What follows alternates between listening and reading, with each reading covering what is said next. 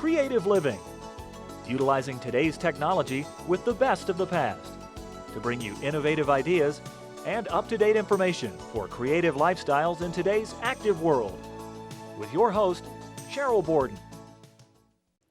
I'm so glad you joined me today for Creative Living. We're going to learn how to prepare figs, we'll learn to do pillow magic, and show how to make candy pinwheels. One of my guests today is John Sukor, and he's a chef and culinary consultant to the California Fig Advisory Board. John's going to talk about and demonstrate how to prepare savory and flavorful California figs. His business is Core Food Innovation, and he's from Ashland, Virginia. Another guest is Jana Buse, and her company is Doll Stuff by Jana. She's going to demonstrate some unique no-sew pillows made from foam and paint rollers, decorated with applique and other embellishments. You'll think it's magic when you see how she makes these. Jana lives in Ogden, Utah. And my first guest is my good friend Nancy Seiler from Welton Brands. Nancy will show us some new ways to use basic candy melts. She'll demonstrate how to make candy pinwheels that will be a big hit at any occasion, especially a child's birthday party. Nancy's from Woodbridge, Illinois. Nancy, thanks for being with us. We're going to work with candy melts and make candy. No thermometers, no candy thermometers checking temperatures or anything. No tempering chocolate. Good. So we're working with actual candy melts. Yes, and that difference between that and regular chocolate is it's a different type of fat that's in it. So it means that you don't have to temper it. You don't get as much of that white, what we call blooming. So it's kind of like a white coat on top of chocolate. So it looks prettier. And we use these because they're very nice in color.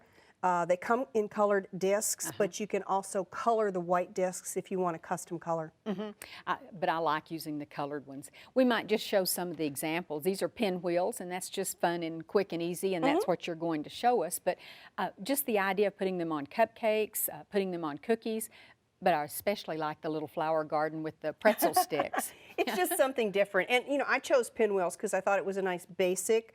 But, you know, there's flowers and butterflies and, you know, sailboats and all sorts of molds that you can use, so you could theme any type of project that you And this had. is what you mean by the molds. These are plastic molds, see-through. They're very inexpensive. So, you know, you can get a whole bunch of different types of icons in the molds. And I wanted to show you just how you can accent the molds. There's two ways that you can do it. Well, actually, I guess there's three. So here I have a food safe brush, and then I'm just going to come in the mold and I'm going to kind of paint. Now what is this? This is just these melted are the candy melted melts. candy. And what you're going to do with the candy melts to get them melted is you're going to put them in the microwave on 50% power. Oh, I see. And melt them like a minute if you have a whole bunch, and then knead them or mix them if you're doing them in a measuring cup. Or then, you know, you'll do it like 30 seconds at, again, half power. So I painted with the food safe brush. I can also take a disposable decorating bag and pipe in them. But when I cut it, because you see I haven't cut the bag yet. So we're not putting a tip or a coupler or anything on it. Well, it's harder to get the candy out of the tip because the tip is metal and you can't put it in the microwave. Right. So then you have to put it in like boiling water and it'll come out. This is much easier. Yeah, throw it away. And then sometimes what I'll do is I'm just going to milk this. And when I mean milk it is just make sure it's flowing. But I can also come in here and I can pipe in like that. You so know, that I you get do have the a lot of control. accent. I didn't know if you would using a bag or not. It's easier but for me, but I'm kind of a bag and tip girl. So that's just kind of putting that in there. You can also do it after you're done, which I'll just show you that. Put it on top. Yeah, and I'll show see. you that by putting it on top. So you can see the pinwheel, and so you'll just pull it. Now, I think I'd have better luck doing that. This is actually my favorite way because it gives some additional texture to it. It does. It's already three-dimensional, but it gives it that extra element. Okay, so you can see there's several different ways that you can do that. So you just use the white candy melts there. So after this, you want to put it in the refrigerator or let it set on your counter for a few minutes because you want it to be hardened so that whatever design you've piped, it actually shows up. And this is what happens after it comes out of the refrigerator. And you can see it's really hard. It does, And I'll just cut this yellow. And now this one, well, that one, these are all kind of I think we're going to have to do blue because that's the softest. Because what's happened is I put the discs in here, melted them in the microwave, and then, you know, if you wait a little bit, they start get to hard. harden, But which you know is- what? I could put them back in the microwave, do it on like 30 seconds, 50% power, maybe even 10, 15 seconds, and it will be soft again. So then all you're going to do is just fill your cavity. And, you know, if you're doing butterflies or flowers, it's the same thing. You're just going to fill your cavity. And the candy melts do just flow so nicely when Yeah, they're the it's right a- temperature. Yeah, it's not quite, see, you can see it's flowing yeah, better now. better, Okay, and now you can see here I have a little line that I brought across there. I have that there. After it's finished chilling, I can just take a paring knife or a spatula, and I can go back in and I can just slice that off. So don't it's worry neat. about it right now. No. Okay. You know, sometimes people are threatening to go, oh, I've got a little nubby there. Well, you know what? You don't have to worry about the nubby. The other thing is you see, I just kind of put it on the counter. I can go back and just take a spatula and when scrape it's it off. hardened and scrape it off. It Now, does. what you do want to do here is you want to tap it because there'll be some air pockets in there. So when you're tapping, that actually makes it to where you're going to have a smooth center. It levels it. Oh, Yeah. okay. So we put So that we away. refrigerate those. Now here's some that we've had in the refrigerator. When you get ready to take them out, you can look up underneath, and if they look frosty, that means they've separated away from the mold. Now, if this has been in the refrigerator 5 minutes, it's going to be done. If you have a deeper mold, because there are some molds that are deeper than that, you want to leave it in there maybe 30 minutes. You can put it in the freezer. Not highly recommended, but if you're In a kind of hurry. in a hurry, it really doesn't make any difference. I tend to do that.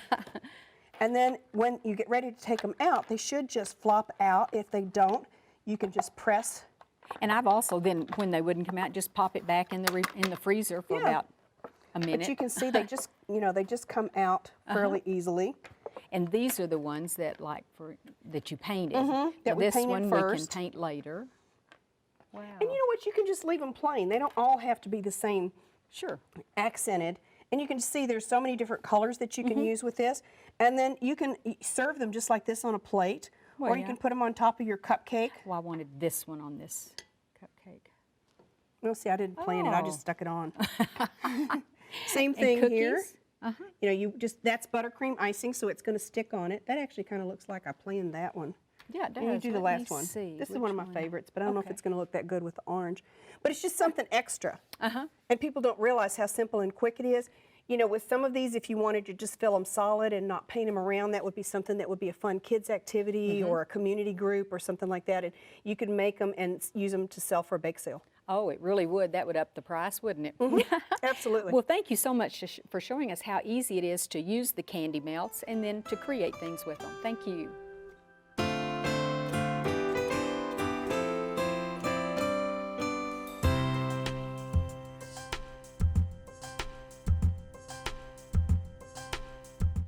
Jana, thank you so much for being with us today. And I know we're going to make pillows.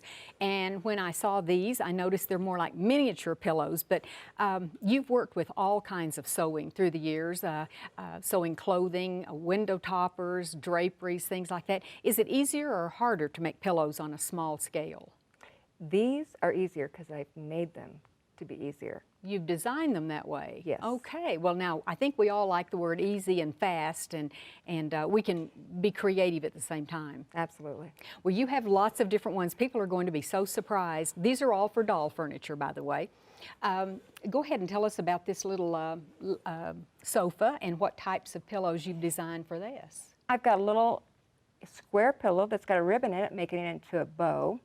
The one in the middle is foam. There's no sewing on that, and the little appliques are just ironed on. And a great way to use up little scraps of ribbon or flowers. And it lets the kids actually make stuff and pick things themselves, too. And that's what you've really, in fact, your granddaughter is sort of your tester. And she Yes. helps you determine, well, let's not do that or let's keep that, right? Absolutely. And here's a little chair, bench. What's unique about it in terms of the pillows? No sewing. Oh. We're using tubies or foam. There's a smaller one, and they're just tied on. Just tied on, no sewing. Wow. No sewing. Okay. Now you mentioned the tubies. These are those things you play with in the swimming pool? They are. And they're they great? not too expensive either, are they? Or you can get a lot of one tubie. Same thing here. In These the are all tubies. pillows. What we might call in the adult version a neck roll pillow. Okay. I guess. And great way to use all kinds of little glitz. And you're really sort of known for your detail work. I love the details. I guess you do. This one's slightly different. What's this made from? It's foamy still. It's still foam, and you put a covered button on each end? No, it's actually just a Oh. wad of fabric and stuffed in from foamy material. Just cut off. Oh, and I thought it was a shoved in. button. Wow, that's even easier. Even easier.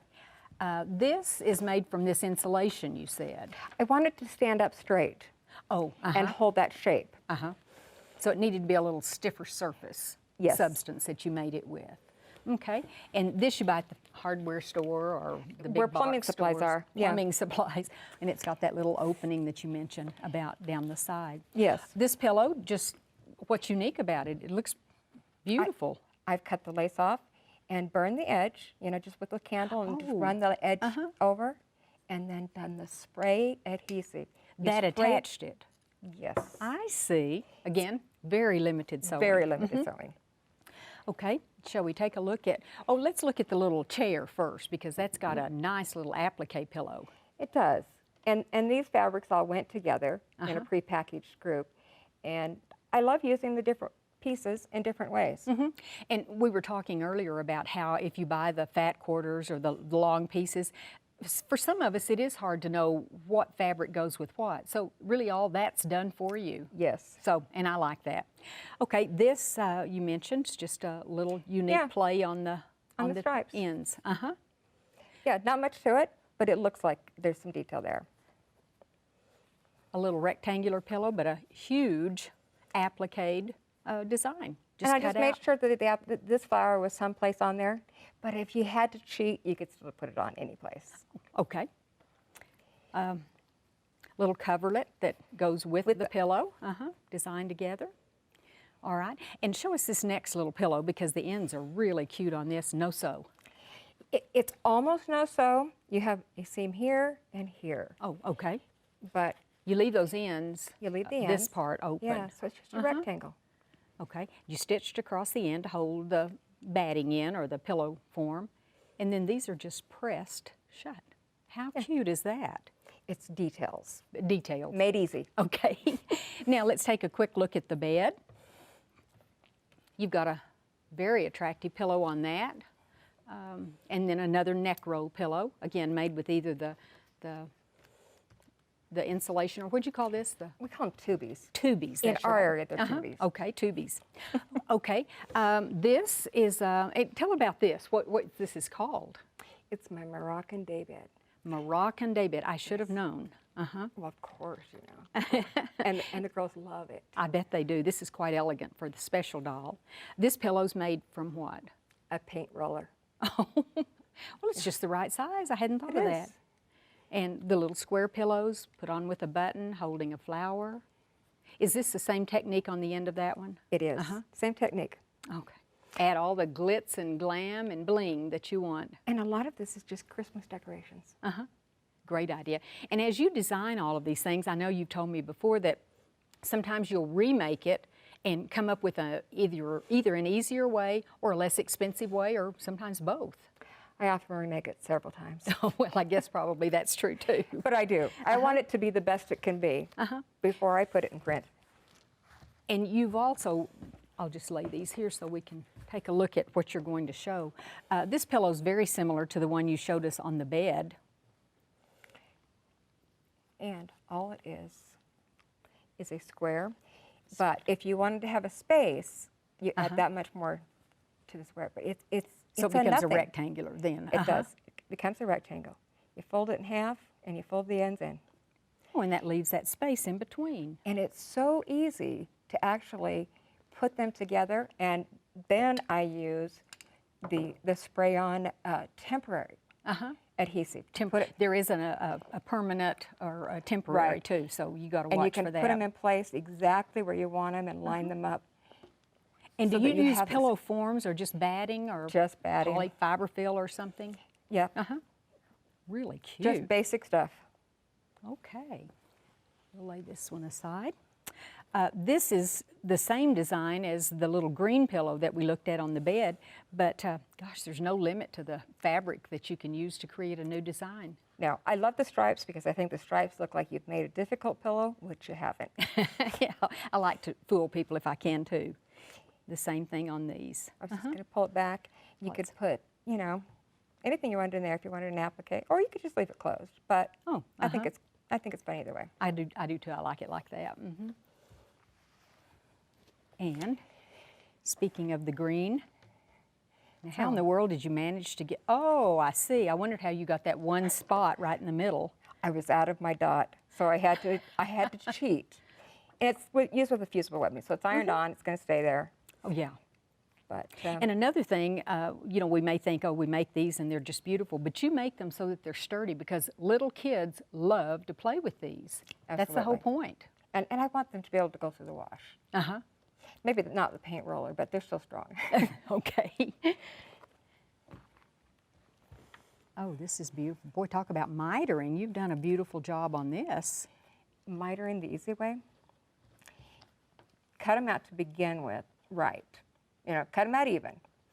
But take your first piece and fold it over and put some fusible web here. I've already turned the paper off, but you put the fusible web on it. And then place it on your piece until it's in the exact spot to be mitered exactly. Press it down. Now, that is great. I usually like to top stitch because it's easy, but if you want to, you can come back on the other side and use your pressed line. Of course, that's your seam allowance there. Yes. Oh, but I like this top. That's what you did on this one. And it's so much faster than lining each one up with a pin. Well, that is smart because mitering is not always easy.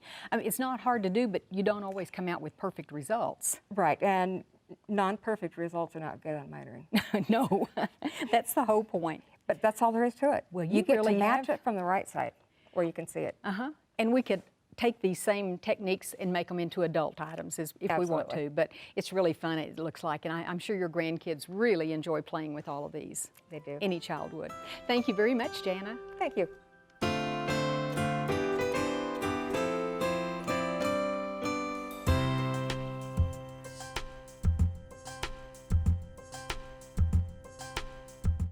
John, thank you so much for being with us. Fortunately, I've had a good friend on the show before representing the figs, so I've learned a lot about it, but I've also learned that there's so many ways to prepare figs that I don't think you could ever learn it all. Oh, certainly. There's so many ways. You're exactly right. And we've got a really wonderful array that we're representing here between dry and fresh. And sometimes they're interchangeable, but sometimes you really want to treat a fresh one a little differently than the dry. Oh, is that right? And figs are good for us, whether they're dried or fresh. They're just packed with nutrition. Antioxidants, they almost have their own built-in preservatives. So when you bake with figs, they might even contribute to a baked goods shelf life and extend shelf life because of all those great antioxidants. Loads of fiber and vitamins as well. And they're kind of like a snack on the go, kind of like a banana. You can take them and eat them. You don't have to have silverware. You can just eat them out of hand. They're truly nature's portable snack, exactly. And California grows, what, 99% of all the figs? You're really there, yeah. So 100% of the dried figs come from California in the United States, and 98% of the fresh figs. So there's actually some locations in Texas, and I'm in from Richmond, Virginia, and there's some locations in Virginia that grow some beautiful fresh figs as well. Oh, okay. Well, great. Well, we appreciate California sending these so that we can use them today. We're going to make something that I guess I wouldn't have thought of with figs. I always think of desserts, sweet things, but you're going to make a barbecue sauce. We sure are. Yeah, you know, so some of the things that figs contribute, they contribute color and sweetness. Figs in particular contribute a lot of rounded flavors. In particular, we're sort of used to calling out flavors of wine, like Cabernet flavors from the the dark Mission figs, and flavors of like our sweet Riesling or a sweet German wine from the Sierra. Exactly, exactly. So those flavors complement savory foods really well. And maybe next is why barbecue. I love barbecue. Oh, exactly. And you know, it's one of those great regional dishes that there's so many regional varieties. And I think why this Korean barbecue makes so much sense is Americans have a love affair with barbecue. We already said that. But we also have a love affair with Asian flavors, Asian cuisine. So what you're going to find is a sauce that will come from the Mission Figs. Oh, We're you're going to take advantage of its sweetness and color. And that sauce will also be our marinade for the barbecue. Oh, okay. And we were talking too, if you don't have access to a nice gas grill or something, or even the ones that use the bricks, the indoor grills can produce great flavors, and we've all enjoyed the smells in our studio today. Oh, that's great. Yeah, and very true. So all of the flavors are truly built in. This is a very robust sauce. Lots of already smoky flavors, meaty flavors coming from the beef that we're going to use, but also figs sort of contribute a meaty flavor. We call that sort of the last flavor, or umami, and figs contribute some of that flavor to a dish as well. I didn't know that. Yeah. So what we've created is this wonderful barbecue sauce. This is about 98% figs, and I think we're gonna offer the recipes to the viewers as well. Good. Very simple to make. The figs are actually soaked. The dried figs are soaked in water. And Overnight, or does it take you know, that long? actually, it takes a couple of hours. Surprisingly, they really bloom up. We use warm water. That makes them hydrate really quick. And we puree it in a blender or in a food processor, add our spices to it, and you're kind of ready to go. That's easy enough. It's super simple. In this case, we're going to use a nice thin sliced flank steak. We're actually just tossing it here. I did this simply ahead of time so we can move through this, but we're tossing all of the meat with that sauce, coating it well. And another purpose for the figs here is fruits have natural pectins and natural acids in them, which actually will help tenderize the meat. Oh, it sure so does. it's actually tenderizing at the same time. Now, once we finish this, the dish will be called bulgogi. And typically, bulgogi means fire meat in Korean. So typically, it is going over spicy. that a little more in the open flame. Oh. Yeah, the fire comes from the open flame, but using something like a contact grill, like a George Foreman or a little panini press sort of a grill, it's a great way to cook indoors, and you can take advantage of, exactly, yeah, a nice year-round cooking procedure. So we would just heat this up. The meat is going to get put right on the grill, and we end up with something that looks just like this. It does. And a little bit of rice on the side. We can put a little bit of these toasted sesame seeds over here and over the rice. Now, did you put some of those also in, is that what I'm seeing in the sauce? We did, yeah, Okay. just to give a lot of really rich flavor to the sauce. A little bit of shine and sheen there going on the dish. Quite a nice size serving. We're going to share it. Okay. And a little bit of scallion here. And may I offer you a bite? I'd like Wonderful. to do that. I've got a little piece cut right here for you. Please give that a try. Okay. And you're going to find all those nice sweet and spicy flavors coming out of the sauce. What I Ooh, really the meat is tender. It really is. And flank is kind of known for being a little tough Kinda if it's tough. done wrong, but thin sliced across the grain, spending a few hours in the Marinating it. marinade, you're going to end up with a really nice tender bite. I'll join you in a bite as well. And we've ended up with a barbecue that's really has a nutritious marinade to it. Obviously no artificial colors or preservatives. We're getting all that from the figs.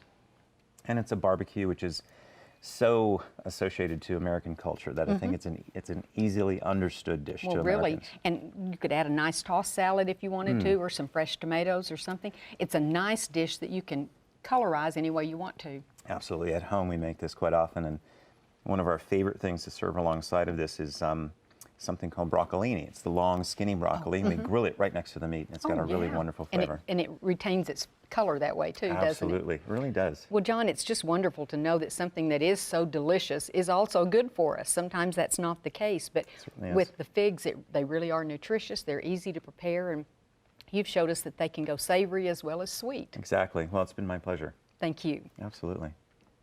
I hope you enjoyed the show today. Next time on Creative Living, we'll learn how to do punch art, we'll discuss how to take care of jewelry, and show how to make a custom upholstered headboard. One of my next guests is going to show how to use various paper punches to create handcrafted, one-of-a-kind cards. She'll also show lots of completed projects that demonstrate other applications of punch art. Another guest is a jewelry designer, and she's going to explain how to take care of jewelry, whether it's sterling silver, gold, base metal, or even leather and gemstones. And finally, we'll meet a guest who works for a company that makes kits for headboards, tuffets, cornices, and other do-it-yourself projects. And she's going to show how to make a beautiful custom upholstered headboard, which will make your bedroom a haven of comfort. All of these topics will be featured on the next Creative Living show. If you ever have comments or suggestions or ideas for shows, you can email me at sheryl.borden@enmu.edu. I'd also like to ask you to become a fan of Creative Living on Facebook. Just go to facebook.com and in the search window type in Creative Living with Sheryl Borden. Thanks so much, and I hope you'll plan to join me next time for Creative Living. We are very pleased to offer you a new booklet that accompanies this series of Creative Living. This booklet is titled the 6900 Series, and it features a wonderful collection of ideas and information, and it's available free of charge on our website. Posted as a PDF file, you can simply download the entire booklet or just the segments you're most interested in. For your copy of this new booklet, go to our website at KENW.org and then click on Creative Living. Scroll down to the booklet section and you can click on this booklet or on any of the other booklets that we have available online. We also would like to invite you to sign up for our free e-newsletter. Just go to KENW.org and click on the Sign Up Now button. Thank you.